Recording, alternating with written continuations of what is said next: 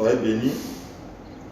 Nous savons toujours respecter la distance parce que la pandémie continue de faire ravage. Alors, donc, on va l'enlever pour pouvoir communiquer facilement. Soyez bénis, bien-aimés, soyez bénis, les frères et sœurs. Nous sommes en quelques retards qui est dû au problème de connexion et les difficultés que nous avons à nous allier dans le direct. Mais Dieu fait toujours grâce quand il s'agit de sa parole. Et bien aimé, je veux demander aux frères et sœurs de se connecter. Le frère qui attendait, qui est certainement découragé, dis-le. Et de partager surtout pour que beaucoup d'entre nous puissent avoir. Partagez, connectez-vous, likez, surtout suivez et soyez bénis. Je dis encore merci pour votre prière, parce que ce n'est pas facile, mais Dieu fait grâce. Je veux prier ce matin, nous allons prier ensemble avant de commencer, parce que c'est la prière qui fait la force d'un chrétien. Seigneur, nous voulons te bénir ce matin, nous voulons te rendre grâce, nous voulons t'élever, nous voulons te magnifier en ce jour pour tout ce que tu fais pour tes enfants dans le monde entier, pour tes enfants dans tout lieu où ils sont, pour ta grâce qui est sur nous, pour tes bénédictions qui nous protègent, qui nous gardent. Merci Seigneur pour ton esprit que tu nous donnes afin que nous abondions en sagesse. Merci aussi pour l'ouverture que tu nous donnes de grandir spirituellement et d'atteindre, oh Jésus, ta nature afin de pouvoir être dans ton royaume. Merci Seigneur pour cette parole. Merci pour l'attendement de tes enfants que tu disposes. Merci aussi pour ma personne que tu disposes et que tu remplis afin que je ne dise pas ce qui ne vient pas de toi. Que toute la gloire te revienne, Jésus-Christ de Nazareth, j'ai prié. Amen. Amen. Bien-aimés, nous vous saluons encore dans le nom précieux de notre Sauveur, Jésus-Christ. Nous étions en train de décortiquer, de partager, de consommer un grand thème qui était comment devrait être constituer le corps de Christ dans une église locale. Et ce grand thème-là, nous l'avons scindé en 3 parties. La première partie, qu'est-ce que le Christ? La seconde, le corps de Christ. Et la dernière partie, la constitution du corps de Christ. En ce qui concerne qu'est-ce que le Christ, nous avons dit que le Christ est le chemin. Si nous faisons un petit rappel, bien entendu, le Christ est le chemin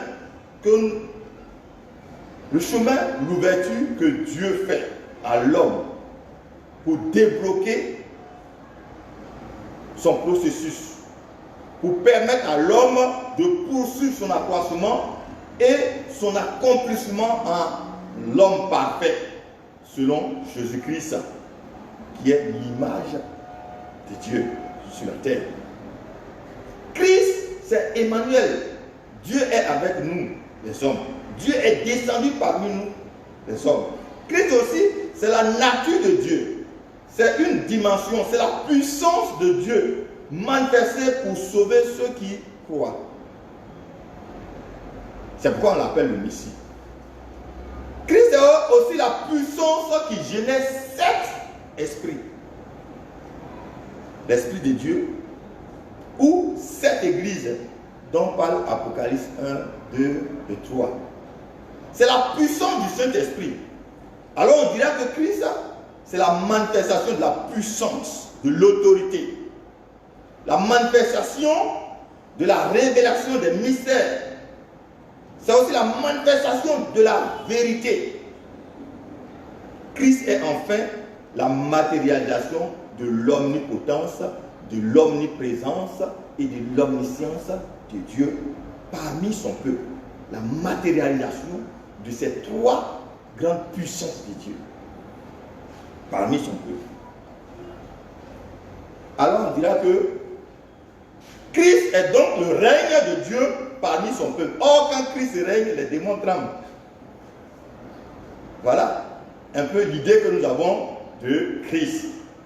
La définition, peut-être pas exhaustive, mais c'est une décision nous permettant de comprendre le grand thème que nous sommes en train d'aborder.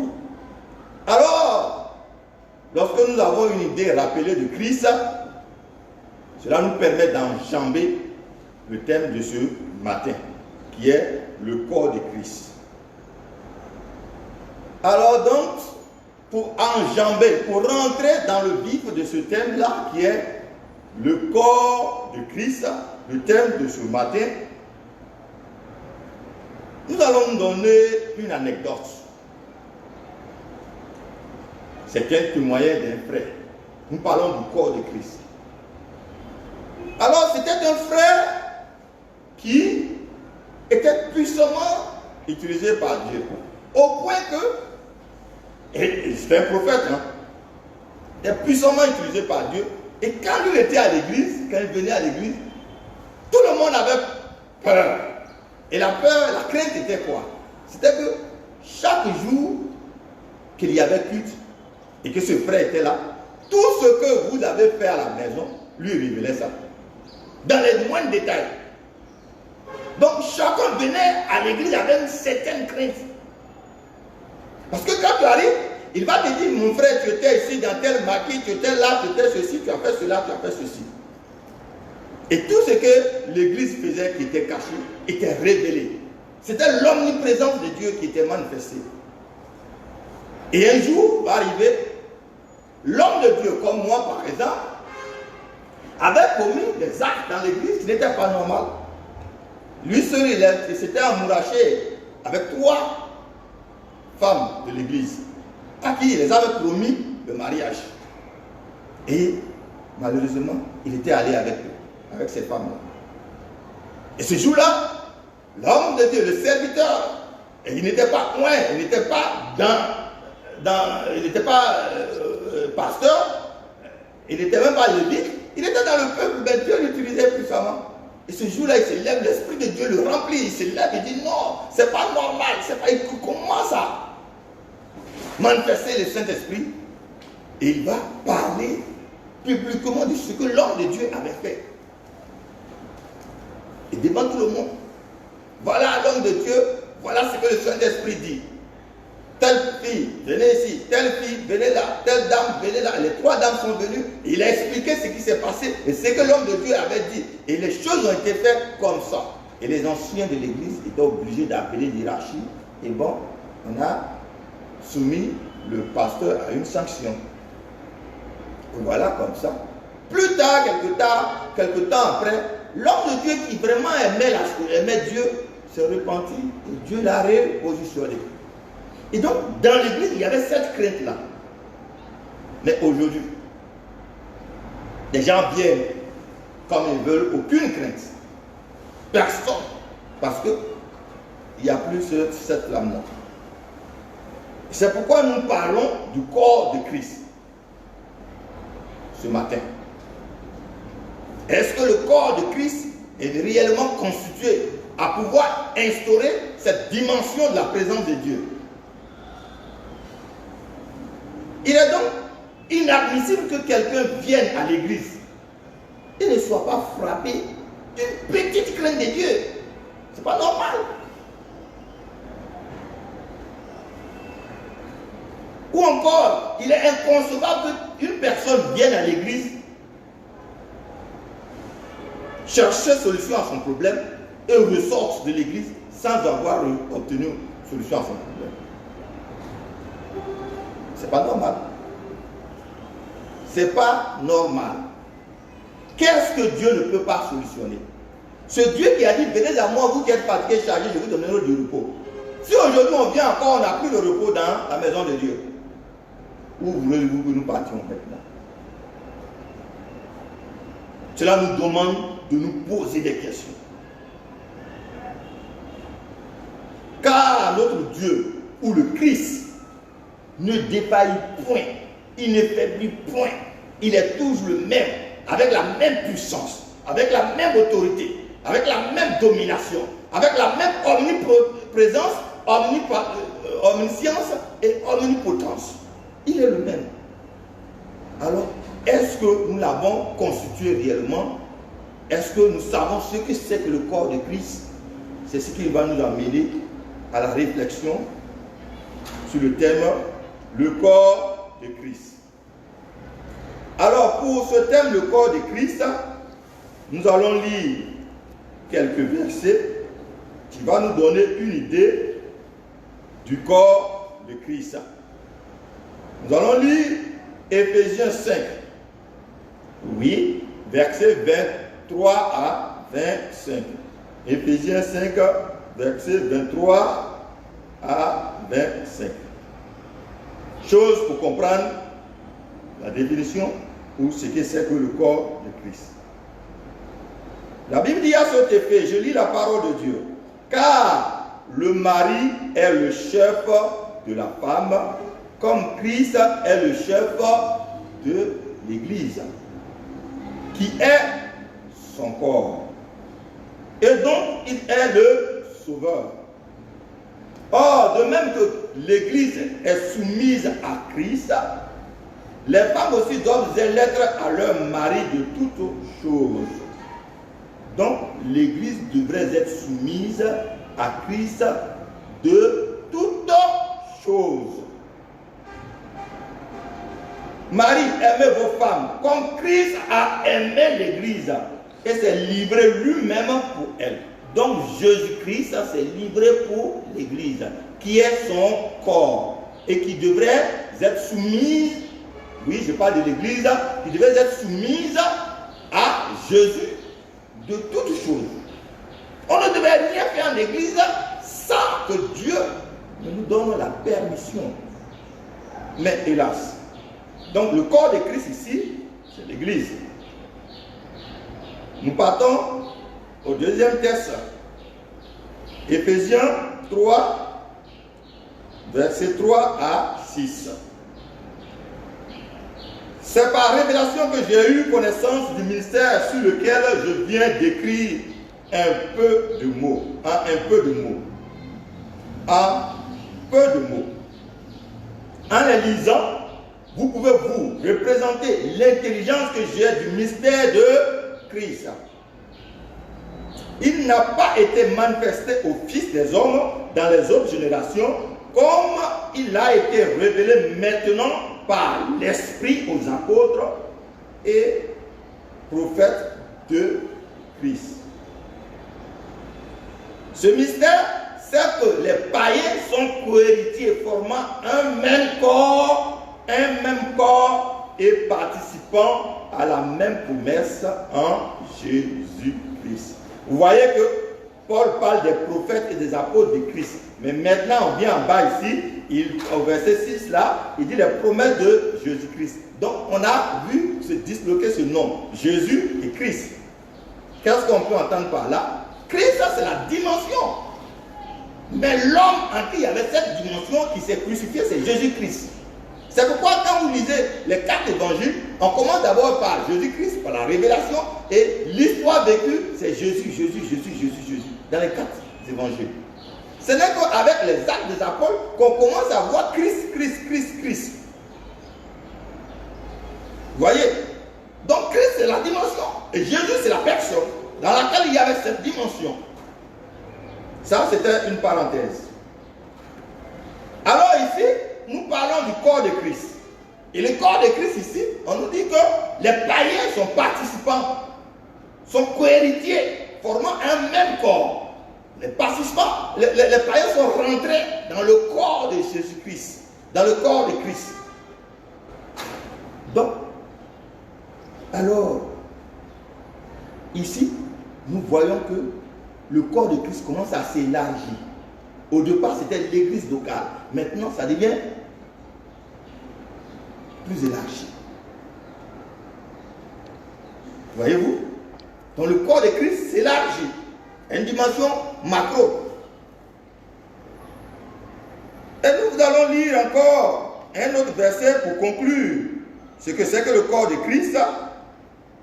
Nous avons 1 Corinthiens 6, verset 15 à 17. Verset 15 à 17. Ne savez-vous pas que vos corps sont les membres de Christ? Prendrais-je donc les membres de Christ pour en faire les membres d'une prostitueuse? D'une prostituée? Loin de là. Ne savez-vous pas que celui qui s'attache à la prostituée est un seul corps avec elle? Car, est-il dit, les deux deviendront une seule chair. Mais celui qui s'attache au Seigneur est avec lui un seul esprit. Donc Christ, c'est l'esprit. C'est le Saint-Esprit. Ce que les gens peuvent appeler dans nous, jargon en tant qu'Ivoiriens, on dit c'est Atoto. C'est son fantôme. Voilà, si on veut bien comprendre. C'est l'esprit. Ce n'était plus la personne physique de Dieu. L'apôtre Paul n'a pas vu Jésus-Christ en tant que Jésus homme. Il n'était pas parmi les 12 apôtres. Il n'a pas travaillé avec Dieu du vivant de Jésus comme homme marchant avec nous sur la terre. Non, non, non. C'est quand Jésus est mort, crucifié, il est allé et que Paul avait un mandat de martyriser les Juifs et qu'il était sur la route de Damas que l'Esprit de Dieu s'est manifesté à lui. Donc lui, il a connu Jésus par Christ, par l'Esprit, par cette puissance. Il n'a pas connu Jésus, Jésus-Christ, non, il a connu Christ. Il a connu cette dimension, cet esprit de Dieu. Et qui lui a dit, c'est moi Jésus que tu persécutais. Une autre parenthèse. Alors nous disons que 1 Corinthiens 6, 15, 16 nous dit que est-ce que tu vas prendre ton corps là, qui est un membre de Christ, c'est-à-dire l'homme en entier est un membre de Christ. Chaque homme, chaque chrétien est un membre de Christ. Alors donc, le corps de Christ, c'est tout chrétien croyant à la doctrine de Jésus-Christ. Tous les chrétiens du monde forment le corps de Christ. D'abord, le corps de Christ, c'est l'Église.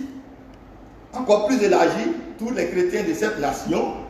Encore plus élargi, quiconque croit à la doctrine de Jésus-Christ fait partie du corps de Christ. C'est-à-dire est disposé à pouvoir recevoir Jésus dans son corps, à pouvoir recevoir le Saint-Esprit en son corps. Alors, voilà un peu la définition que nous avons du corps de Christ. Le corps de Christ, c'est différent du corps pastoral. Non, non, non. Ce sont les chrétiens, tous ceux qui sont chrétiens, sont censés habiter en eux le Saint-Esprit. Donc, ils sont le corps de Christ. Voilà. C'est toutes les personnes. C'est pourquoi, quand on est à l'église, ne vous dites pas que moi je suis fidèle, moi je n'ai rien à voir avec cette affaire de manifestation du Saint-Esprit. Non, non, non, ça c'est pas mon problème, c'est ça, une affaire de personne. Non, c'est toute l'église qui est concernée. Tu ne dois pas vivre comme tu veux parce que tu es un membre de ce corps de Christ. Si tu prends ton corps pour en faire la prostitution, voilà que tu relis la prostitution au grand ensemble du corps de Christ. C'est un pied qui est malade certainement. C'est pas normal. Alors pour la petite histoire du corps de Christ,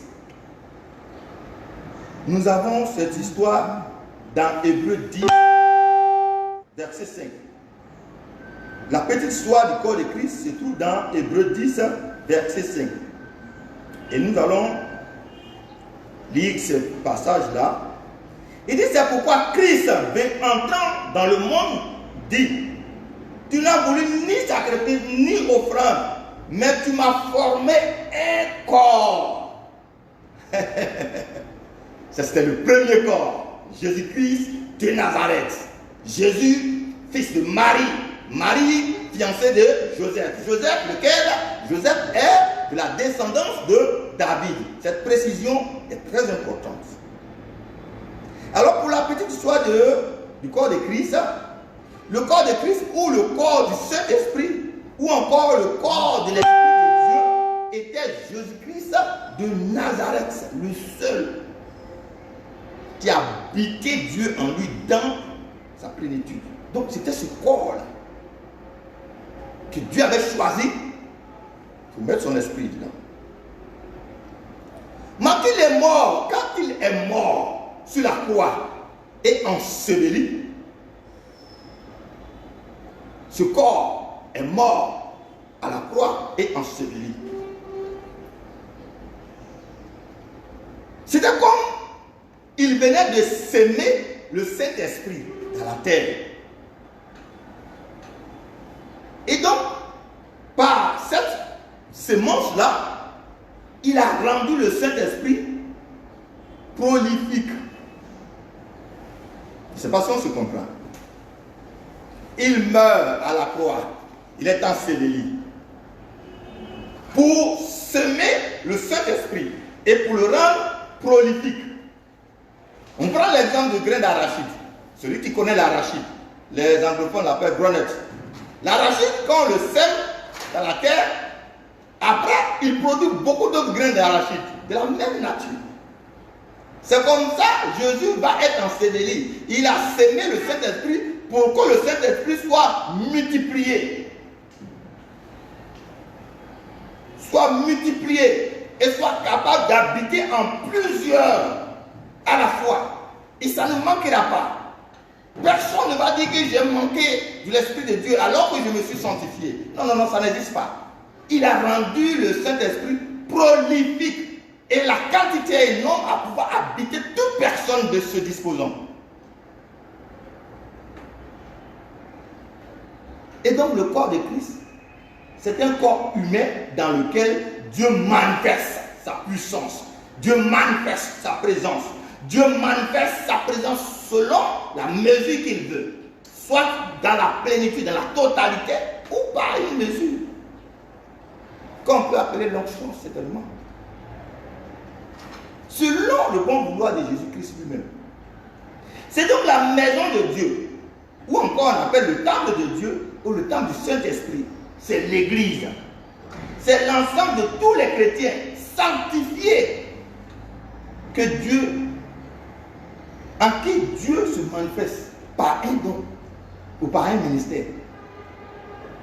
Voilà le corps de Christ. Nous parlons de personnes sanctifiées parce que sans la sanctification, peut-être que le don même est en toi, mais tant que tu ne manifestes pas la sanctification, une certaine pureté, le don ne peut pas sectorialiser. Dieu ne peut pas habiter dans la débauche. Dieu ne peut pas habiter dans l'impureté. Pour que Dieu soit manifesté en toi, il faut la sanctification.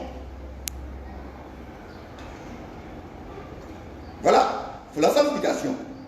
Dieu veut habiter à tout le monde. Il est prêt pour habiter à tout le monde. Parce qu'il a dit que l'homme est sa demeure. De la même manière, l'homme est la maison, le temple de Dieu. C'est comme ça, les animaux sont les temples des esprits impurs.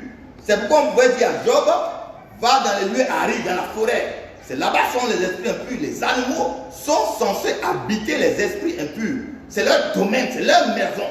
Quand Jésus va chasser les esprits de Gadara, c'est dans les animaux, parce que c'est là-bas. Donc quand un esprit impur est dans un corps humain, il est en infraction. C'est pourquoi on peut faire une délivrance pour le chasser.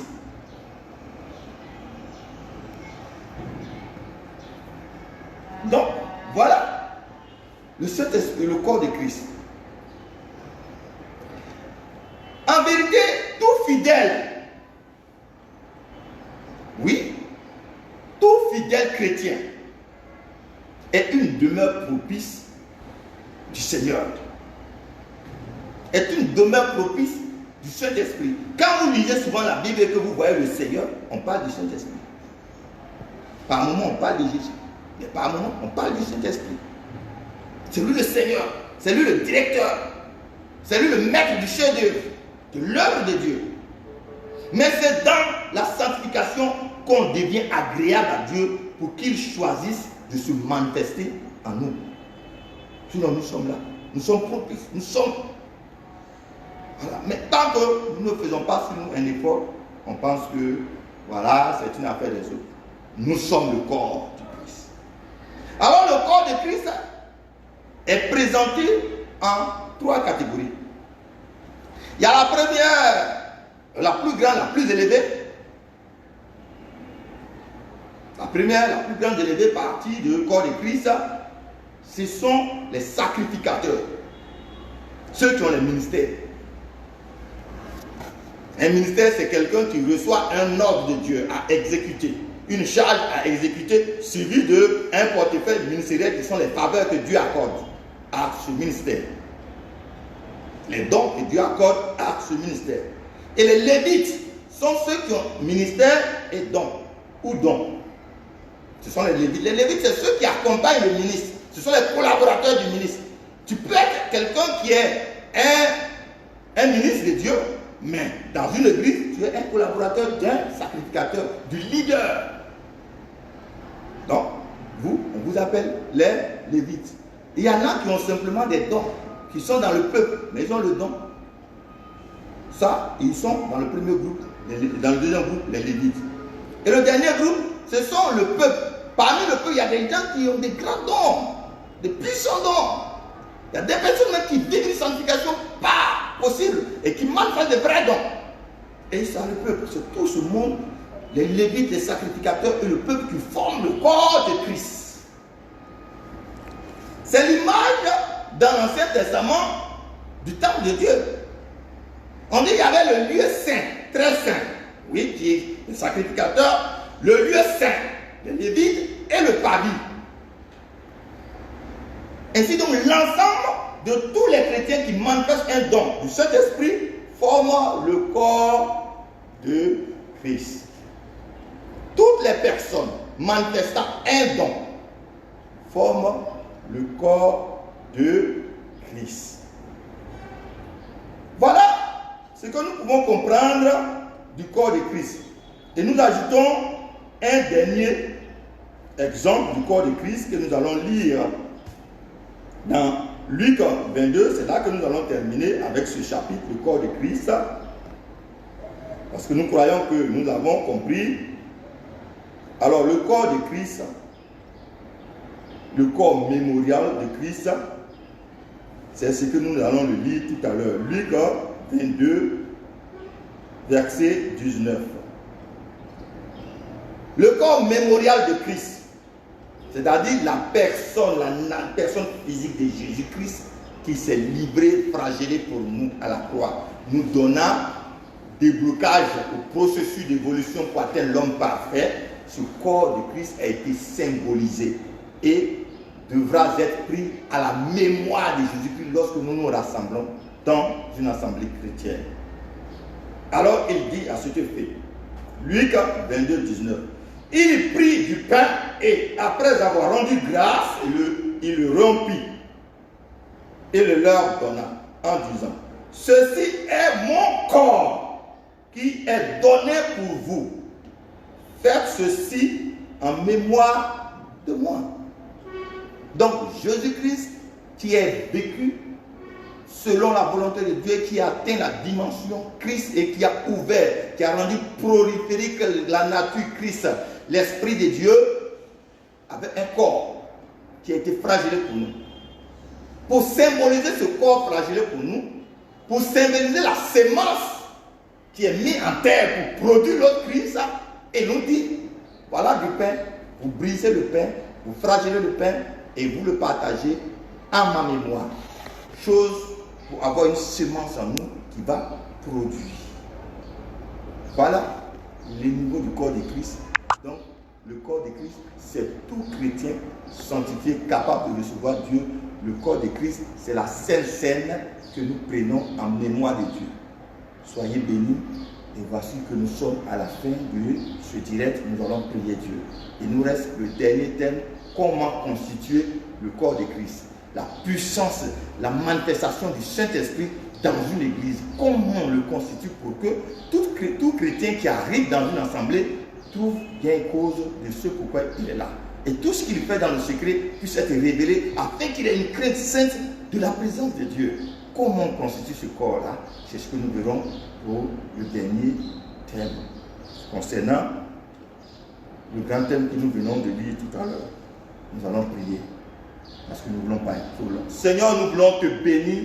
Voilà que tu nous as permis de définir, peut-être pas exhaustivement, le corps de Christ, mais nous avons donné une définition succincte afin que nous puissions comprendre et savoir ce à quoi nous avons affaire en tant que fidèles, en tant que lévites, en tant que sacrificateurs. Nous formons un seul corps et nous devons nous atteler à l'unicité de ce corps pour que, Seigneur, en nous, ta plénitude se manifeste et que, Seigneur, le règne de Dieu soit parmi nous. L'Emmanuel soit vivant au milieu de tes enfants. Seigneur, que personne ne se sente éloigné, ne se sente distant de ce corps. Que tout chrétien dans une assemblée soit uni dans un même corps, vivant une vie de sainteté pour que ton esprit soit vivant. Père, nous voulons te bénir pour ce moment, ce partage. Nous prions que toute personne qui a entendu de cette parole, que ta lumière qui éclaire commence à les éclairer. Ta lumière qui nous donne la vie commence à leur donner la vie.